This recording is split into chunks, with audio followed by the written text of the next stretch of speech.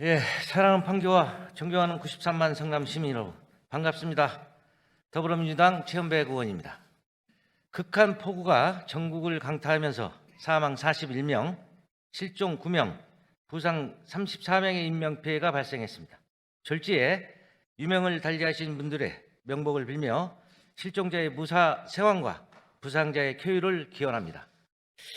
대한민국 국민의 안전과 생명 그리고 바다 생태계를 위협하는 후쿠시마 방사능 오염수 해양 방류가 초입기에 들어갔습니다. 2011년 강력한 쓰나미가 후쿠시마 원전을 강타했고 원전의 핵심이자 가장 위험한 물질인 해결료가 통제력을 상실한 채 노출되었습니다. 일본은 노출된 해결료를 식히기 위해 많은 양의 물을 주입했고 이렇게 주입된 냉각수가 해결료와 직접 닿아 12년 동안 130만 톤 이상의 고농도 방사능 오염수가 발생했습니다. 현재 일본은 이 오염수를 대한민국 국민과 태평양 도서국가들의 반대를 무릅쓰고 30년 이상에 걸쳐 값싸고 빠르고 쉬운 방법으로 바다에 방류하겠다는 것입니다. 고농도 방사능 오염수나 핵 폐기물은 지금처럼 육상에 보관하거나 핀란드 온칼로 핵 폐기물 시설처럼 땅속 깊이 보관시설 건설하여 오랜 시간 보관하는 것 외에 안전하게 처리할 수 있는 방법은 아직 없다고 해도 과언이 아닙니다. 그러나 일본은 알프스, 즉 다핵종 제거 설비가 3중 수소를 제외한 62종의 방사성 핵종을 배출 규제 기준 이하로 제거하기 때문에 안전하다고 주장합니다. 더욱 안타까운 것은 대한민국 정부가 10억 원의 국민 혈세로 일본을 대신하여 오염수 안전 광고를 하고 있다는 것입니다. 일본은 자신들의 주장처럼 후쿠시마 방사능 오염수가 그토록 안전하다면 자국 내에서 먹는 물 또는 농업 용수와 산업 용수로 사용하거나 지구촌의 물 부족 국가에 수출할 것을 성남시의회 더불어민주당 협의회가 강력히 촉구합니다. 다음, 지금으로부터 30년 전인 1994년 성수대교가 붕괴하며 32명이 사망하고 17명이 부상하는 참사가 벌어졌습니다. 동아건설은 사고 직후 사과 광고와 함께 1,500억 원을 들여 성수대교를 전면 재건설하고 한강 교량의 전면 보수와 관리를 위해 100억을 서울시에 기부하겠다고 발표했습니다. 사고 발생 7년 후 대법원은 사고의 직접적 원인이 동아건설의 부실 시공 때문이라고 확정 판결을 내리면서 성수대교와 같은 교량이 그 수명을 유지하기 위해서는 건설업자의 완벽한 시공, 공무원들의 철저한 감독과 유지 관리라는 조건이 합치되어야 하는 것이므로 특별한 사정이 있는 경우를 제외하고는 붕괴에 대한 공동 책임을 면할 수 없다고 보는 것이 타당하다라고 판시했습니다.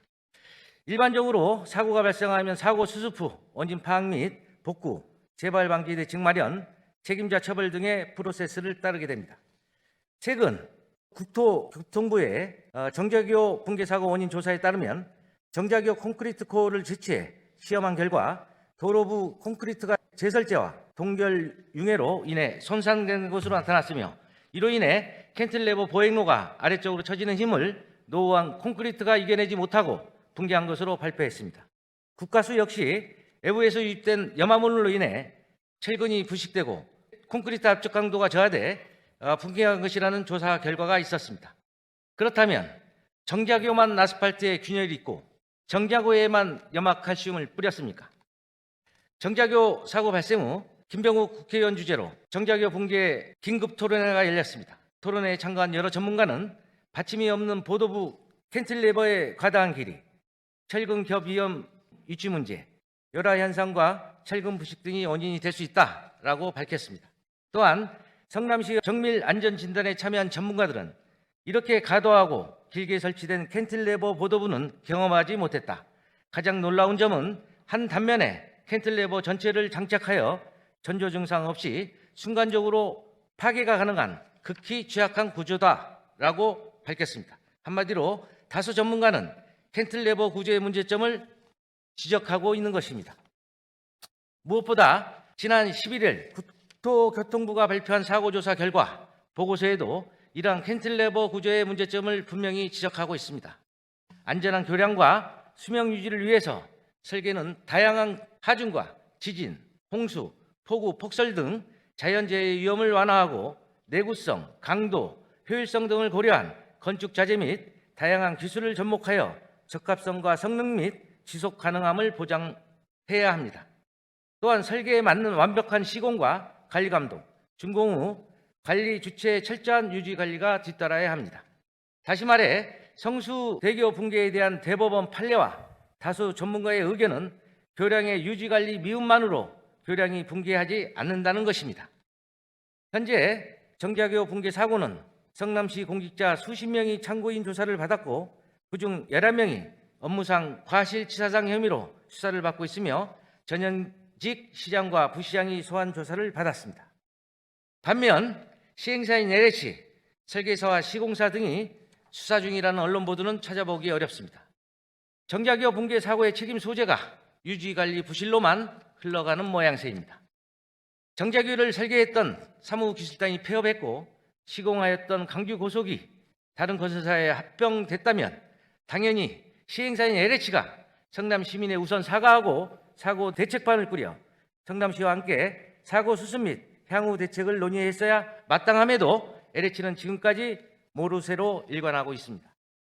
따라서 성남시는 LH의 공식 사과 요구와 함께 설계는 적합했는지, 시공은 완벽했는지, 감리는 역할을 제대로 했는지에 대한 철저한 조사와 정자교를 포함해 탄천을 지나는 서영교, 임해교, 야탁교 등 17개 교량의 보도부 전면 재시공을 위해 LH와 협상에 나설 것을 강력히 촉구합니다. 다시 한번 정자교 붕괴로 유명을 달리하신 고인의 명복을 빌며 중상자의 쾌유를 기원합니다. 다음, 최근 LH가 발주한 검단 신도시 아파트 주차장 붕괴 사고 원인이 전담보강근 미설치, 품질관리 미흡 등 설계, 시공, 감리 등에 의한 총체적 하자라고 밝혀지며 우리 사회에 큰 충격을 주고 있습니다. 이 밖에도 LH가 발주한 공사 현장에서 폭우 속 콘크리트 타설, 철근 누락 의혹 등 안전 불감증이 극에 달한 상황으로 입주 예정자들의 불안감이 고조되고 있습니다. 특히 검단 신도시 아파트 지하 주차장 붕괴 사고 원인이 무량판 구조 때문이라는 추측이 제기되고 지난해 1월 붕괴한 광주 하정 아이파크 역시 무량판 구조가 적용된 것으로 알려지면서 똑같은 무량판 공법으로 건축하고 있는 대장지구 A10 블록 신혼희망타운 입주 예정자들의 불안감은 더욱 증폭되고 있습니다.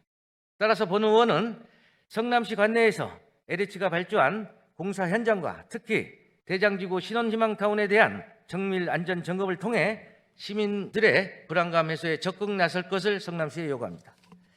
지금부터는 일문일답으로 질의하겠습니다. 시장님 답변석으로 나와주시기 바랍니다.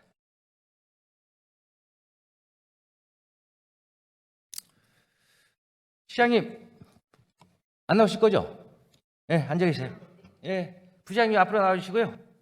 네, 사랑하는 판교와 존경하는 93만 성남 시민 여러분, 지난 대선과 지방선거 그리고 분당과 국회의원 보궐선거를 통해 대통령과 국회의원 그리고 성남시장 등 여야 정치인들은 지하철 8호선 판교 모란역 연장, 판교 서현, 분당 5포 연장, 지하철 3호선 연장, 성남 도시철도 트램, 백현 마이스 추진 및 역사 신설, 수강선 야탑 도천 역사 신설, 서현 공공주택지구 지정 실해, 분당 보건소 이전 및 공공의료 클러스터 조성 등 성남시의 굵직굵직한 현안과 주민 수건 사업을 앞다퉈 공약했습니다.